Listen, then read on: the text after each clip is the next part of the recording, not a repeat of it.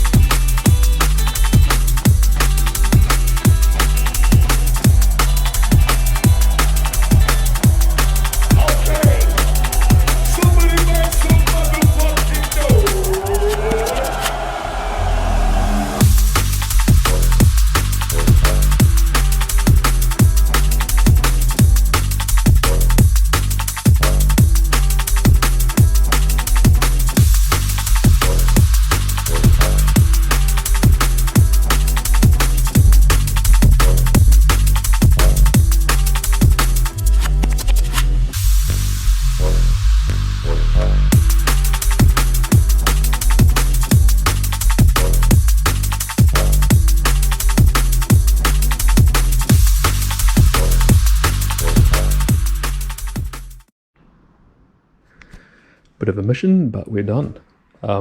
Actually wasn't too bad. The hard bit was seating this mount back in here. I just didn't really want to slide over the polyurethane spaces very well. It took a bit of force. I got there in the end. Not sure what I'll do next time. Potentially I'll leave this bracket attached to this mount and then just bolt this bracket up to the engine once these two are hung. These bolts were a complete pain in the arse. There's a sort of a gusset through here which really prevents access to get to the bottom of them. That was my bad for not noticing when I was putting the thing together originally, but same thing, I think I'll leave these two parts put together next time and just bolt it to the gearbox as I put the engine into the bay. This one's pretty straightforward, everything lined up pretty well, but yeah, that's in. So I've got the motor on the lowest setting at the moment. You can see it sits super low in the engine bay. We get on the ground, the sump is fairly low. I might actually raise it up one before when I do the final install, because there's two positions on the mounts. They're designed for a K24, which has a taller block, or a K20. So if I run it on the highest setting, that'll give me the most ground clearance. But this means the engine is a bit higher in the bay, which is not as great for centre of gravity. Yeah, pretty happy with that. So now I'll just get on to figuring out where other stuff goes in the engine bay. There is quite a lot of room around these things actually. So the intake manifold takes up most of the space through here. But where the exhaust manifold runs, it kind of goes straight down and below the steering rack there. So there's got a lot of area up here which is usable, and all the space through here which is usable. So that's likely where the components are going to go. You know, catch can probably somewhere around here. Surge tank in the factory battery location, but we'll have to play around and see how we go. Alright, so it's been a productive couple of hours of mocking everything up in the engine bay. I've got most of the major components in there. Took a bit to figure out where some of it went, but I think I've got a pretty good layout.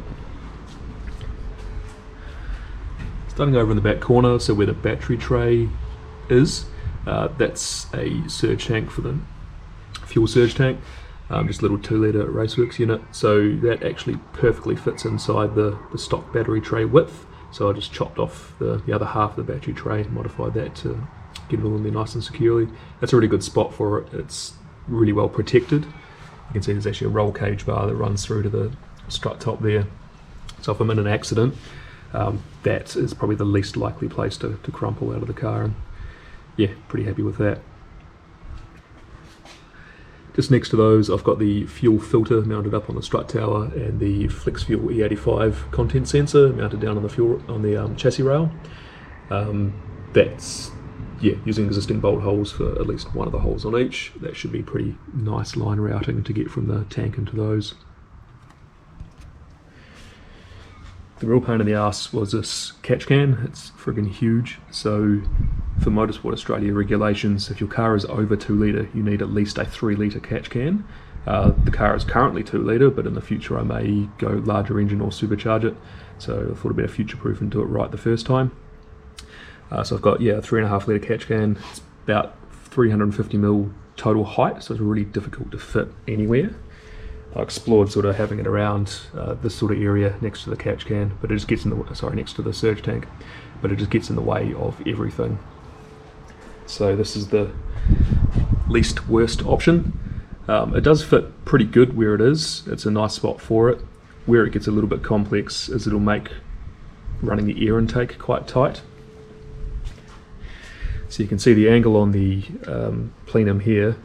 The air intake is going to have to sort of come off, snake down, and then snake underneath it to get into the little area, inside the rear bumper in front of the front wheel, which is a nice spot to have it. It's gets a steady stream of cold air. It's not inside the engine bay, and it's pretty easy to protect from water as well.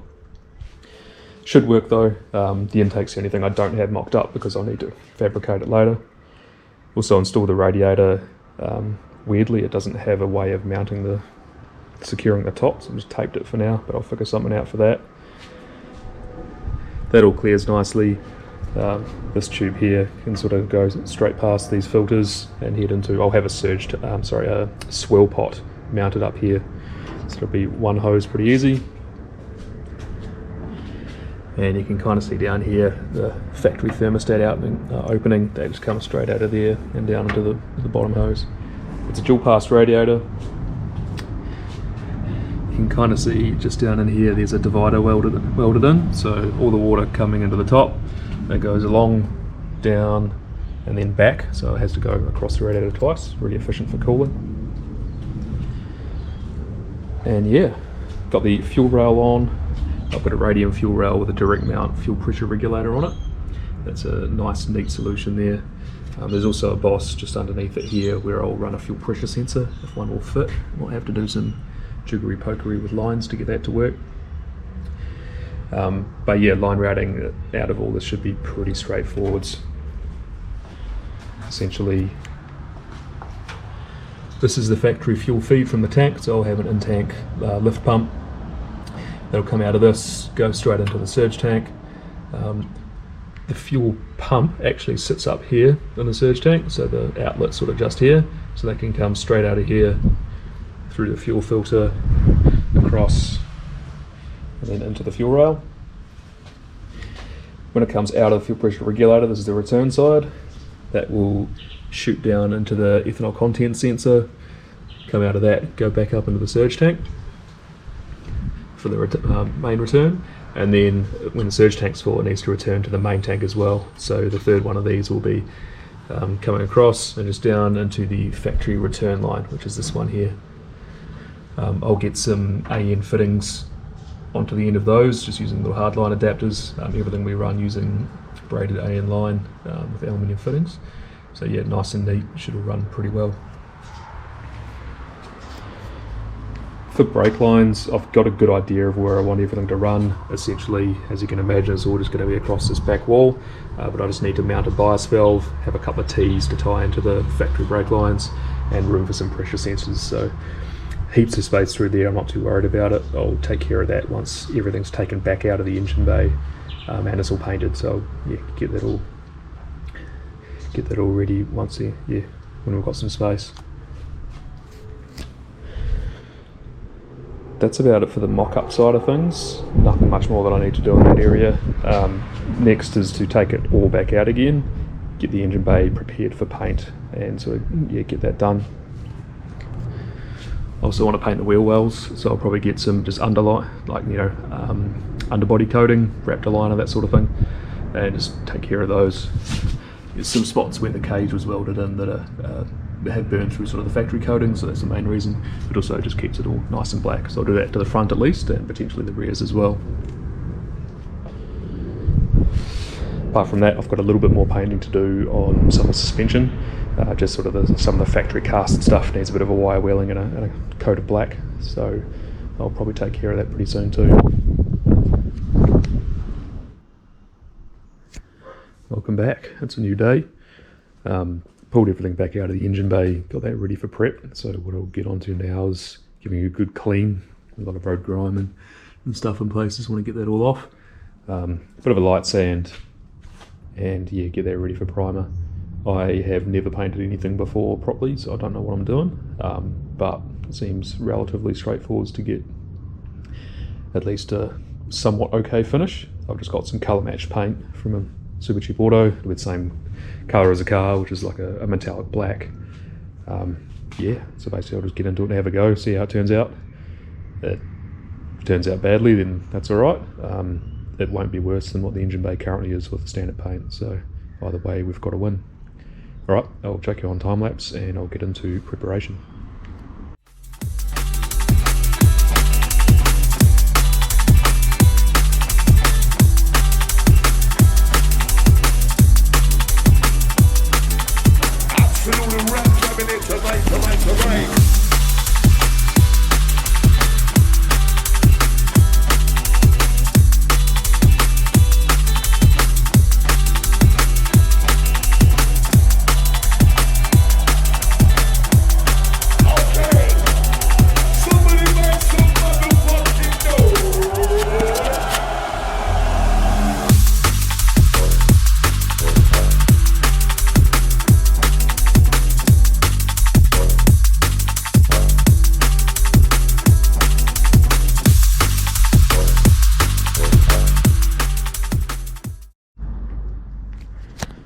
Okay, that was a pain, but it didn't take too long.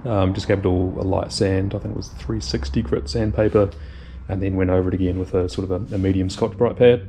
The Scotch-Brite was great, that sort of conforms to the surfaces a lot better and gets in all the nooks and crannies.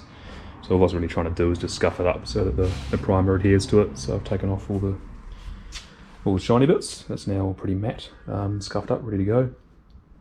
Gave it a wipe down with wax and grease remover and a little blow off with a little blower. Try and get rid of all the dust. Again, it's not going to be perfect. I know preparation is 90% of the final outcome, but I don't have the patience for this sort of stuff, and it's just a race car. As long as it looks semi-decent, I'll be happy. Also went around with the wire wheel and just tidied up where the roll cage was welded into the car, so there's some under in each front strut tower. And also each rear strut tower, so I'll hit those with some rubberized underbody coating. But first, time to mask the car up, get that all ready. I'll do the underbody before I get into the main engine bay. But yeah, I'll mask up the car, cover up all the holes, get it all ready to go, and then kick into some painting.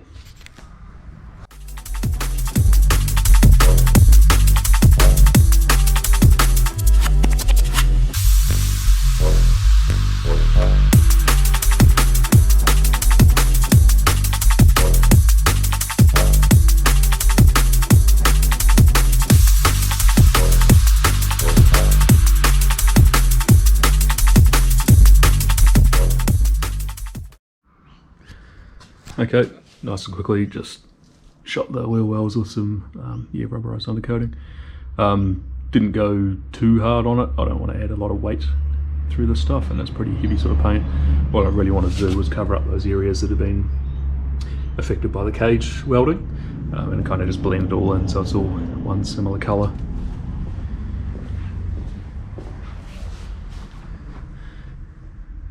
So once the guards are back on, the wheels in there, that'll all sort of be just a nice matte black, nice and neat.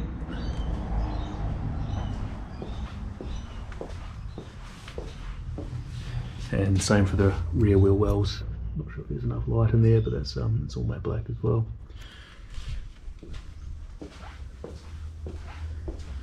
That's it for today. I'll let that dry overnight, come back in the morning and then finish up the masking for the bay and get some primer on that, so we'll get all that painted tomorrow.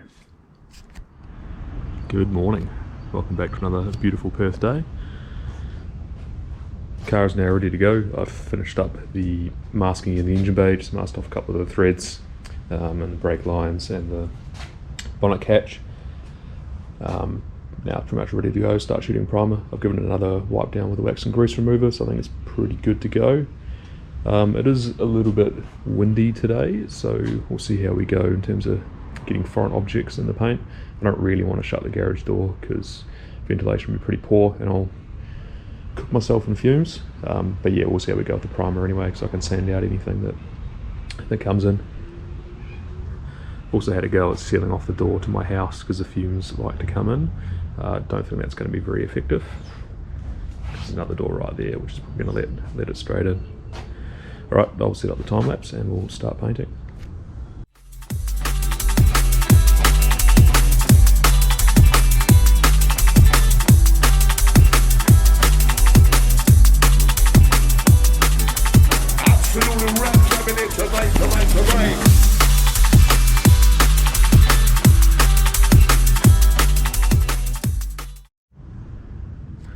Okay, that went relatively smoothly. The wind was pushing around the spray quite a lot, so I ended up shutting the garage door and just rigging up a little light next to it. I'll probably have to do that for the rest of the coating as well. I had 2 cans in total. I kind of just covered it. There's some spots that aren't fully covered, but because the base colours are black anyway, I don't think it really matters. But overall, there's no sort of major runs or screw-ups anywhere that I've noticed so far. So, pretty happy with that. This is just drying for a little while, got to give it an hour or so.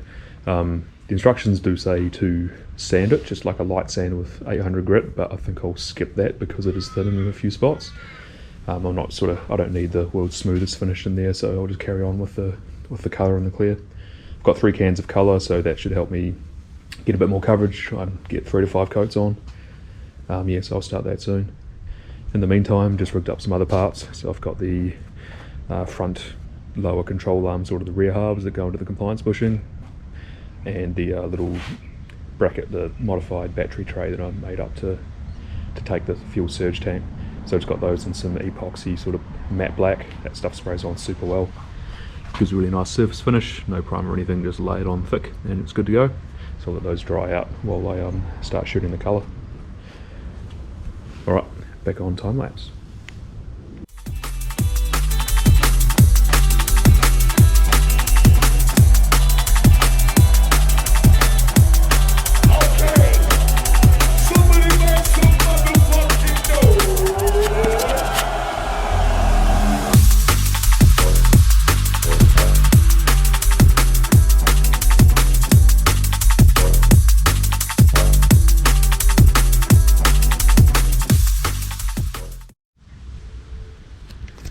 Well, that wasn't too bad. Had a slight emergency when the coverage from the cans was far less than expected. So about halfway through, I used basically 2 cans per coat. So I had to run down, get some more paint mixed up and bring it back. So that left a bit of a gap between coats, but I think we're okay. By the end of it, I was laying it on pretty thick. Not very good technique, but whatever. I think I've got most areas pretty well covered. And we'll let that set for an hour or so and then get some clear coat on it. When the paint came out wet and was laid on, you could really see the flake. It's sort of like a silver metallic flake, and then sort of like a purple and blue pearl on there as well. It's a pretty cool effect, so pretty keen to see what this looks like when the clear coat's all on and it's all dried up looking good.